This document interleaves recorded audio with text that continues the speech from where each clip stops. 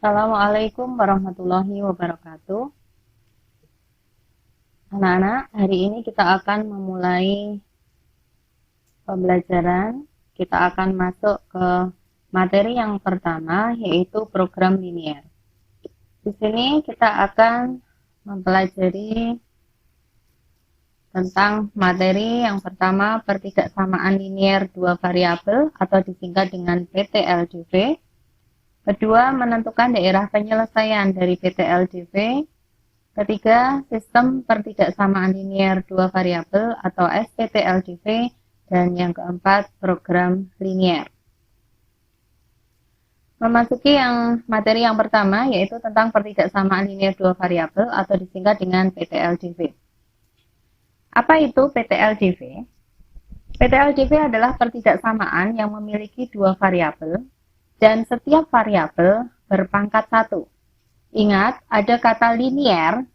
Di sini berasal dari kata line yang berarti garis. Dan ini cirinya adalah variabelnya berpangkat 1. Bentuk umum dari PTLDV dengan variabel X dan Y adalah seperti ini. Kalian perhatikan bahwa di sini ada 4 baris di mana semuanya bilangannya sama. Di sini ada AX plus BY yang ruas kiri dan ruas kanan ada C. Yang berbeda hanya pada tanda ketidaksamaan. Ya, ini ada tanda kurang dari sama dengan, lebih dari sama dengan, kurang dari, dan lebih dari. Di mana A, B, dan C adalah elemen bilangan real. Contohnya seperti ini. X min 2Y lebih dari 2. Kemudian yang kedua 2X min Y kurang dari 4. Yang ketiga 4Y min X lebih dari sama dengan 8. Kemudian min X plus 2Y kurang dari sama dengan 4. Kemudian ada X lebih dari 2Y. Loh, ini kok beda bentuknya? Ya, kalau ini kita rubah atau kita pindah 2Y-nya ke ruas kiri, sehingga menjadi X min 2Y, kemudian ruas kanan menjadi 0, maka bentuknya akan seperti bentuk umumnya yang atas ini tadi. Nah, dari contoh-contoh di atas ini tadi, terlihat bahwa variabelnya adalah apa? Ya, X dan Y. Semuanya ada X dan Y-nya. Ya. Kemudian pangkat dari X dan Y-nya adalah 1. Ya, seperti ini. Oke anak-anak, kita lanjutkan yang kedua, yaitu menentukan daerah penyelesaian atau DP dari pertidaksamaan linier dua variabel. Ini langsung saya berikan contoh soalnya saja sehingga kalian langsung paham. Contoh yang pertama, kalian disuruh menentukan daerah penyelesaian dari X plus 3Y lebih besar dari 6. Bagaimana langkah-langkah penyelesaiannya? Perhatikan langkah yang pertama adalah kita akan menggambar garis X plus 3Y sama dengan 6. Perhatikan bahwa di sini soalnya itu tandanya adalah lebih besar dari. Nah, langkah yang pertama, kita akan mengubah tanda lebih besar dari ini menjadi sama dengan dulu. Ya. Jadi kalau yang namanya garis, itu di sini tandanya sama dengan. Tapi kalau tandanya itu lebih besar atau lebih kecil, maka itu merupakan daerah penyelesaiannya. Menunjukkan daerah penyelesaiannya.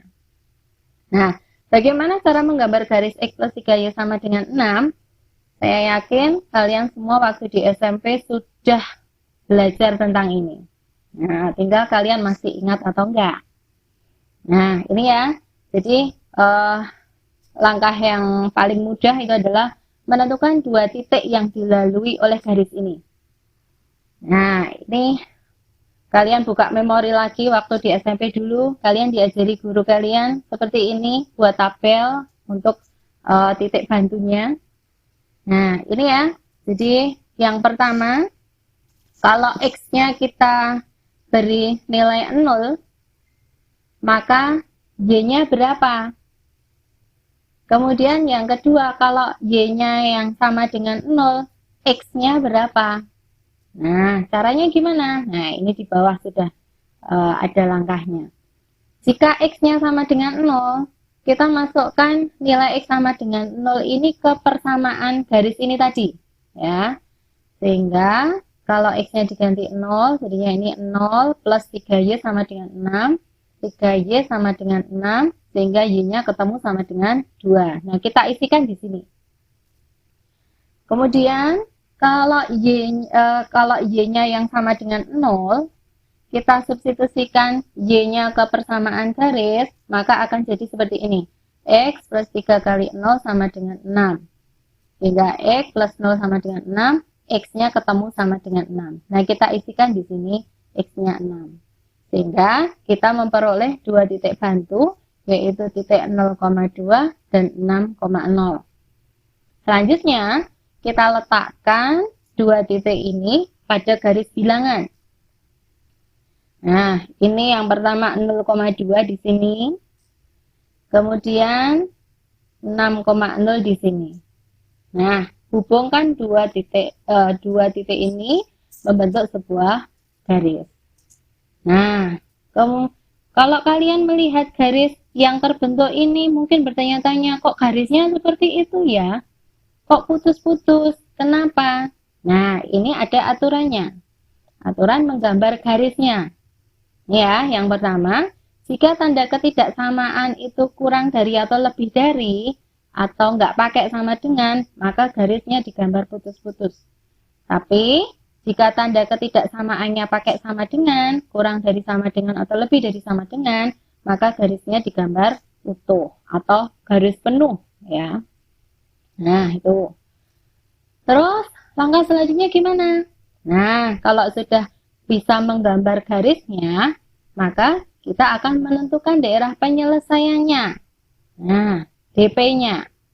Caranya gimana? Dengan uji titik. Yang pertama, memilih sembarang titik di luar garis X plus 3Y sama dengan 6. Nah, ini kan tadi garisnya ini. Nah, kita pilih sembarang titik bebas. Boleh di sebelah kirinya garis, atau boleh di sebelah kanannya garis. Nah, ini kalau ada bebas memilih, maka kita pilih aja titik yang mudah, titik yang sederhana. Misalnya kita pilih titik 0,0. Kamu lihat di sini ada titik 0,0 di sebelah kirinya garis. Kalau saya nggak suka titik 0,0, Bu, saya pilih titik yang lain. Misalnya saya pilih titik 6,2 atau 6,5. Boleh nggak? Boleh. Jadi bebas. Ya.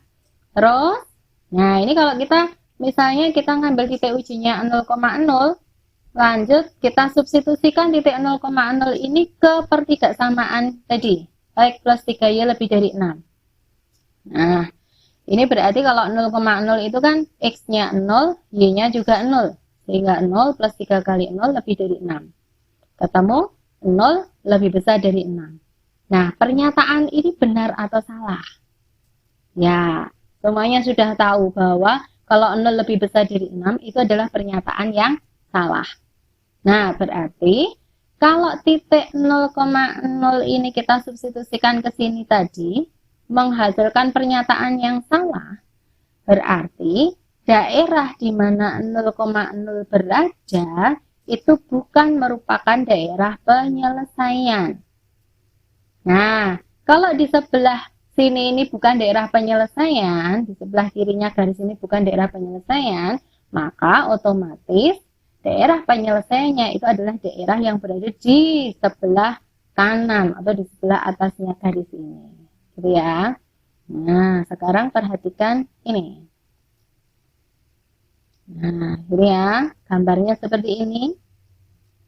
Nah, ini tadi. Sehingga daerah di sebelah kiri garis bukan DP dan daerah di sebelah kanan garis merupakan DP. Nah, ini kita punya kesepakatan ya. Yang merupakan DP itu adalah daerah yang bersih. Nah, terus yang bukan DP adalah daerah yang diarsir. Jadi tadi dari menguji titik 0,0 tadi kita sudah tahu bahwa daerah di mana 0,0 berada ini kan tadi bukan DP, berarti kita arsir. Terus daerah yang di seberangnya, di sebelah kanannya garis, itu berarti DP. Kita tulis DP yang besar. Gitu. Sudah selesai. Gampang kan? Ya, matematika itu memang mudah dan menyenangkan. Lanjut sekarang contoh yang kedua ya, biar lebih paham. Tentukan DP dari 2X plus 4Y kurang dari sama dengan 8. Ya, ini silakan kamu lihat di sini. Sama langkahnya kayak tadi, gambar garis 2X plus 4Y sama dengan 8. Kemudian menentukan titik bantunya, ketemu titik 0,2 sama 4,0, kita garis. Kita hubungkan garis. Nah, karena di sini tanda ketidaksamaannya itu pakai sama dengan, maka garisnya merupakan garis utuh atau garis semu. Terus lanjut, bagaimana menentukan DP-nya? Sama kayak tadi, kita ambil titik sembarang, misalnya titik 0,0 lagi ya, nggak apa-apa. 0,0 kita substitusi ke pertidaksamaan, nah menghasilkan seperti ini. Oh sorry, ini harusnya 8 ini. Ya, nah jadi ketemu 0 kurang dari sama dengan 8. Nah pernyataan ini merupakan pernyataan yang benar. Maka kesimpulannya, daerah di mana titik 0,0 berada merupakan daerah penyelesaian atau DP. Sehingga gambarnya seperti ini. Ya, jadi yang daerah di sebelah kirinya garis itu merupakan DP, kita tulis DP. Terus daerah di seberangnya ini bukan DP, maka kita arsir. Nah, ini Bu Rini mau ngasih secara cepat bagaimana menentukan daerah penyelesaian dari pertidaksamaan linier. Ya, jika koefisien X positif, ya, tanda lebih dari atau lebih dari sama dengan, maka DP-nya di kanan atau atas garis. Sedangkan kalau tandanya kurang dari atau kurang dari sama dengan, maka DP-nya berada di kiri atau bawah garis. Kemudian, kalau koefisien X-nya negatif, maka ketentuannya berkebalikan dari yang nomor 1 tadi. Ya, jadi kalau tandanya lebih dari atau lebih dari sama dengan, maka DP-nya di kiri atau bawah garis. Dan tanda kurang dari atau kurang dari sama dengan, maka DP-nya di kanan atau atas garis. Nah, ini tadi saya tekankan di sini. Jadi kan ini koefisien X-nya positif ya. Ini koefisien X-nya positif 2. Kemudian tandanya kurang dari, maka DP-nya berada di sebelah kirinya garis. Nah, kalau ada yang bertanya, yang menentukan sebelah kiri atau kanannya garis itu bagaimana, Bu? Nah, ini kita seolah-olah berdiri di ujung bawah sini, ya, di ujung bawah ini yang saya gerakkan kursor ini. Kita berada di sebelah sini, maka yang merupakan sebelah kiri garis itu ya seperti tangan kita. Tangan kita yang sebelah kiri ini berada di sini, ya. Sedangkan kalau sebelah kanan garis ya berada di ini seperti tangan kita. Kita menghadap ke sana, ya. Nah, seperti itu. Ya, saya kira cukup sekian untuk materi hari ini. Assalamualaikum warahmatullahi wabarakatuh.